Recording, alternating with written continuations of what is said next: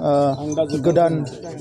जि मोनसे बिल्डिं बेयाव इनागुरेसन खालामबाय बर' बिफाननि थाखाय बियो मोनसे जोबोद मोजां मोनसे डेभेलपमेन्ट बे आपार आसामाव गुबुन गुबुन जिल्लायाव थानाय जोंनि बर' फरायसाफ्रा बेवहाय मोजाङैनो मोजां मोनसे थासारियाव हायार इडुकेसन लानायनि मोनसे स्कप बिथांमोना लानो हासिगोन बे बिल्डिंखौ जोबोद मोजाङैनो लुफुंनायनि थाखाय आङो इउनिभार्सिटि अथरिटि आरो जायफ्रा लुदों बिथांमोनखौ धन्यबाद जासिदों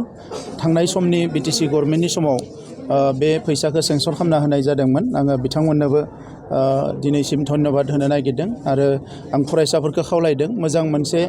इनफ्रास्ट्राक्चार मोननायनि उनाव जाहाथे फरायनायखौ बयबो गोसो होयो आरो आपार आसामनि गुबुन गुबुन जिल्लायाव थानाय जोंनि माहारिनि माखासे सुबुंफ्रा